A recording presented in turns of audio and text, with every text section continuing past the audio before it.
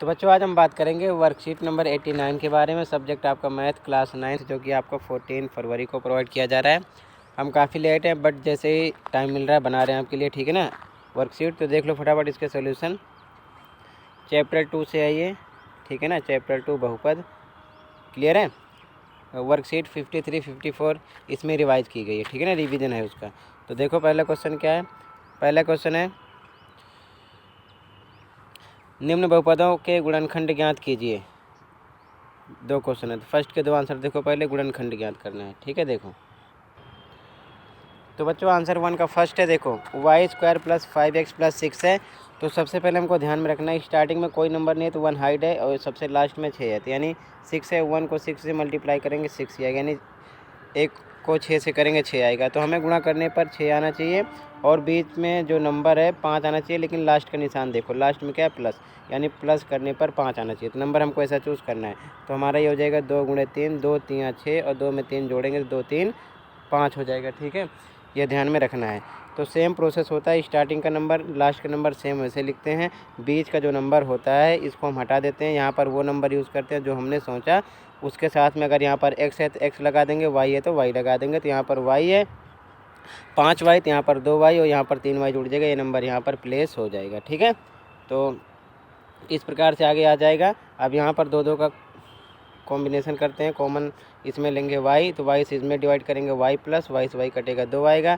अब इसी प्रकार इधर कॉमन करेंगे 3, तो 3 में 3y में डिवाइड करेंगे, 3 से 3 कट जाएगा, y बचेगा। फिर 3 प्लस पे प्लस आएगा, 3 में 6, 3 का पहाड़ा 6 में बोलेंगे तो 2 आएगा। तो यानी कहने का मतलब लास्ट में दोनों बॉक्स में सेम आना चाहिए। अगर सेम ना है समझ लो गलत है। तो एक बार सेम बॉक्स का लिखेंगे, उसके बाद जो बाहर का होता है उसको एक में कर लेते हैं, ठीक है ना। तो यहाँ पर माइनस लगा, यहाँ पर प्लस लगा लो, ठीक है ना। तो y + 3 यहाँ पर आ जाएगा, ठीक है। क्लियर है, फर्स्ट का आंसर हो जाएगा। ध्यान से देखो, यहाँ पर y + 3 आपको लिखना है, ये y + 2 है और यहाँ पर y + 3, यहाँ पर मिस्टेक है, माइनस लिखा हुआ ध्यान नहीं दिया, ठीक है। तो यहाँ पर प्लस लगाओ, y + 3 बाहर का एक ब्रैकेट में आ जाएगा, क्लियर है। अब दूसरा देखो, इसका दूसरा आंसर, दूसरा क्वेश्चन देखो फिर से सेम। स्टार्टिंग में 1 हाइड है, कुछ नहीं है, तो 16 है, तो 16 को 1 से गुणा करेंगे तो कितना आएगा, 16 ही आएगा। नंबर ऐसा सोचना है कि लास्ट में क्या आ रहा है, माइनस, माइनस करने पर कितना है, बीच का नंबर 6 आए। तो 8 दूना 16 और 8 में से 2 घटाएंगे तो कितना आएगा, 6 आएगा, क्लियर है। तो यहाँ पर x की बात है, 8 के साथ x लगा लेंगे, 2 के साथ x लगा लेंगे, तो यहाँ पर 8x - 2x यहाँ पर आ जाएगा वही नंबर। अब दो का कॉम्बिनेशन इसमें कॉमन करेंगे x, इसको डिवाइड करेंगे तो x से x कटेगा, इसमें 8, x + 8 इसमें आया। इधर हम कॉमन करेंगे -2, तो -2 से -2 कटेगा, x आएगा, ठीक है। माइनस माइनस प्लस और फिर यहाँ पर माइनस माइनस क्या हो जाएगा, यहाँ पर प्लस और 2 से 16 में डिवाइड करेंगे, 2 × 8 = 16, 8 आ जाएगा। तो यानी कि दोनों ब्रैकेट में फिर से सेम आएगा, ये ध्यान में रखना, ठीक है। तो एक बार सेम ब्रैकेट 8 + 1, एक बार बार वाला एक में x और -2, तो 1 - 2 1 आ जाएगा, ठीक है ना, एक में। तो ये आपका आंसर नंबर 2 हो जाएगा, क्लियर है। अब क्वेश्चन नंबर फर्स्ट का फर्स्ट सेकंड हो गया। क्वेश्चन नंबर 2 देखो, क्वेश्चन नंबर 2 है, देखो ध्यान से। इसमें भी सेम वही गुणनखंड ज्ञात कीजिए। तो परेशान मत होना, यहाँ पर बहुपद लगा दिए हैं, कहीं सोचो कुछ और है और यहाँ पर गुणनखंड लिखा है तो कुछ और है। सेम एक ही क्वेश्चन दोनों हैं, ठीक है ना। बहुपद से कंफ्यूज नहीं होना, ये भी वैसे ही सोल्व करेंगे। तो इसमें भी 2 हैं, सेकंड में भी 2 हैं, इनके आंसर देखो, फर्स्ट और सेकंड के आंसर, ठीक है। तो सेकंड का फर्स्ट है 3z² - 4z - 4। तो फिर से सेम, स्टार्टिंग में 3 है, लास्ट में 4 है, गुणा करेंगे 3 × 4 कितना हो जाएगा हमारा, 12, ठीक है ना। नंबर ऐसा सोचेंगे कि गुणा करने पर 12 हो और लास्ट में क्या आ रहा है, घटा, यानी घटे के निशान है, तो घटाने पर कितना है, 4। तो नंबर क्या आ जाएगा, 6 × 2, 6 दूना 12, 6 में से 2 जाएगा 4।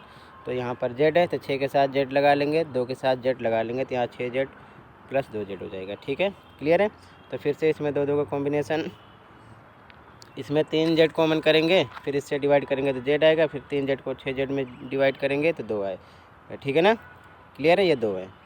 अब इसी प्रकार इधर +2 कॉमन करेंगे तो 2 से 2 कट जाएगा, z आएगा और फिर प्लस माइनस माइनस 2 2 4, यहाँ डिवाइड करेंगे 4 में 2 आएगा। तो मतलब दोनों बॉक्स में सेम आएगा, ठीक है ना, ये दोनों बॉक्स में सेम आंसर हो जाएगा।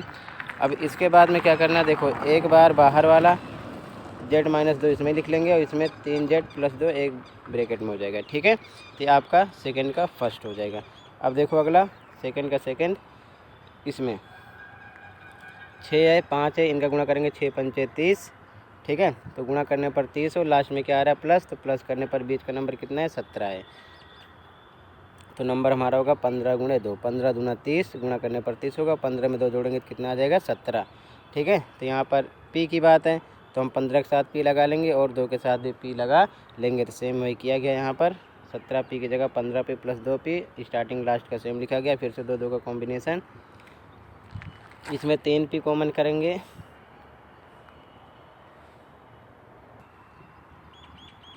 और इसमें डिवाइड करेंगे 3 पी से, तो 2 पी प्लस 5 आ जाएगा, ठीक है। बारी बारी डिवाइड किया गया।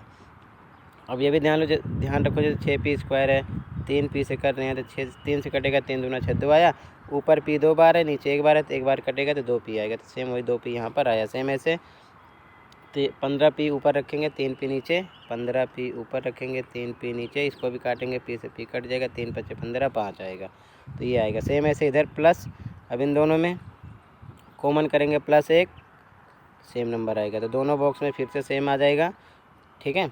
एक बार सेम वाला लिखेंगे, दूसरी बार बाहर वाला, 3 पी प्लस 1 1 में हो जाएगा, ये इसका आंसर हो जाएगा, ठीक है। तो ये सेकंड का सेकंड आंसर हो गया, ठीक है। अब देखो अगला क्वेश्चन नंबर 3। क्वेश्चन नंबर 3 कह रहा है कि गुणनखंड प्रमेय का प्रयोग करते हुए निम्न बहुपद का गुणनखंड कीजिए, ठीक है ना। बहुपदों का गुणनखंड निकालना, तो इसका आंसर देखो, ठीक है ना। 2 इसमें भी हैं। तो तीसरे का फर्स्ट आंसर है। देखो पहला तरीका क्या है, एक चीज़ ध्यान में रखना, हमेशा स्टार्टिंग में कुछ नहीं है, 1 है, यहाँ पर 10 है, तो 10 एकम 10, अगर इसका गुणनखंड करेंगे तो 1 और 10 और 10 का भी गुणनखंड 2 गुणे 5 हो सकता है, 2 भी है 5 भी है, ठीक है ना। 10 तो है ही, ठीक है ना, 1 भी है। तो सबसे पहले हम +1 या -1 रखकर सॉल्व करते हैं, क्योंकि हर एक बहुपद का फैक्टर होता है, गुणनखंड होता है। तो अगर 0 आ जाए तो हम उसके बाद में उस नंबर से हम डिवाइड कर लेते हैं। और दूसरा तरीका क्या है, जैसे कि मैंने किया है, x बराबर -1 रख दिया, तो इस क्वेश्चन को लिख लें, यहाँ पर x की वैल्यू -1 रख दिया गया। सॉल्व करने पर हमारा क्या आ गया 0। तो हम क्या करेंगे, पहला अब हम x बराबर -1 रखे हैं ना, तो इसका मतलब x + 1 हुआ। क्यों? क्योंकि तभी तो x बराबर -1, या अगर बराबर 0 होगा तो प्लस आएगा तो -1 हो जाएगा, तभी तो यहाँ पर x -1 रखा गया, ठीक है। सेम ऐसे ही तो यहाँ पर भी ऐसे किया गया है। तो यहाँ पर अब इसके बाद में क्या करोगे, दूसरा तरीका है, इस तरीके से जो आपका आया x - 1, इससे इसको भाग करोगे। तो भाग विधि से करोगे तो काफ़ी लंबा प्रोसेस जाएगा, जो आएगा फिर उसका फैक्टर निकालोगे, जो ऊपर ठीक है ना भागफल निकलेगा उसका फैक्टर निकालेंगे, फिर हमें 3 इसके जो गुणनखंड होंगे पता चलेंगे। और हमारे तरीके से देखो, इस तरीके में क्या करोगे, x बराबर -1 रख दिया, एक फैक्टर आ गया 0, x बराबर -1 का मतलब क्या हो गया, x + 1, ठीक है ना, तभी तो इधर आएगा -1 होगा, एक फैक्टर ये हो गया।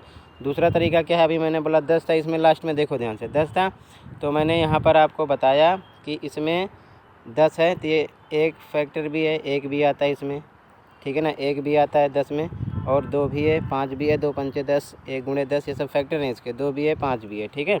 तो x बराबर 2 रख देंगे, x बराबर 2 रखेंगे, कुल मिला के सॉल्व करने पर 0 आना चाहिए। अगर 0 आएगा तो फैक्टर होगा, नहीं आएगा तो फैक्टर नहीं है। तो एक बार प्लस माइनस रख के देख लो, जिसमें 0 आ जाए वही आपका फैक्टर होगा।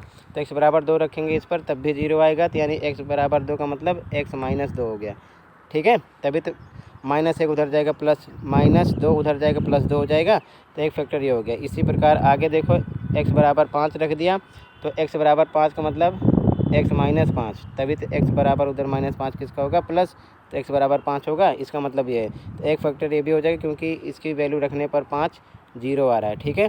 तो हमने 3 तरीके से, मतलब एक बार क्या रखा है देखो ध्यान से, -1 रखा 0 आ गया, दूसरी बार 2 रखा तो 0 आ गया, इसकी वैल्यू रखी हुई है, देख लो ध्यान से।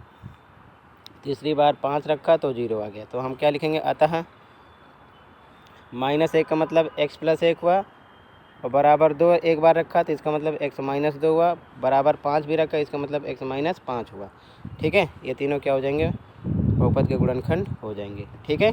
क्लियर है, फर्स्ट का आंसर हो जाएगा। सेकंड देखो, सेकंड में क्या करना है आपको, सेकंड में इसको भी दूसरे तरीके से करो। देखो इसका फैक्टर कर लो पहले से ही, हम 3z³ - z² है ना, तो इन दोनों में हम क्या करेंगे, z² कॉमन करेंगे, z² कॉमन करेंगे, तो ये z² आगे निकलेगा, 3z बचेगा, यहाँ पर 3z आ गया, फिर इससे इसको डिवाइड करेंगे तो 1 आएगा, क्योंकि जेड स्क्वायर बटे जेड स्क्वायर तो कटेगा तो बराबर 1 निकलेगा, ठीक है। और फिर इधर -1 कॉमन करेंगे तो एक इस बॉक्स में सेम निकलेगा, तो मतलब दोनों बॉक्स में सेम आना चाहिए। अब एक बार क्या करेंगे, एक बार तो 3z-1 इसमें आ जाएगा और बाहर वाला 1 में हो जाएगा, जेड स्क्वायर -1 इसमें हो जाएगा। तो 1 का मतलब 1 का स्क्वायर भी करोगे तब भी तो 1 गुणे 1 बराबर 1 ही निकलेगा, हैं 1 गुणे 1 बराबर 1 ही निकलेगा ना। तो सेम यहीं पर किया गया, जेड स्क्वायर -1 का मतलब जेड स्क्वायर -1 का स्क्वायर, यहाँ पर ए स्क्वायर -बी स्क्वायर बराबर a plus B, A minus B क्या लग जाएगा, ये फॉर्मूला लग जाएगा। तो हम इसको लिख सकते हैं a प्लस बी मतलब जेड प्लस 1 एक बार और जेड -1 एक बार, इस फॉर्मूले के अकॉर्डिंग, ठीक है। तो वही यहाँ पर प्रोसेस में किया गया, 3z-1 एक बार लिखा गया और जेड स्क्वायर -1 को लिख दिया गया जेड प्लस 1 z-1, ठीक है। ये इसके 3 फैक्टर हो जाएंगे, क्लियर है। तो ये क्वेश्चन भी कंप्लीट हुआ, इसी के साथ आपकी ये वर्कशीट कंप्लीट हुई। मिलते हैं नेक्स्ट वीडियो में। Thank you for watching this video and take care.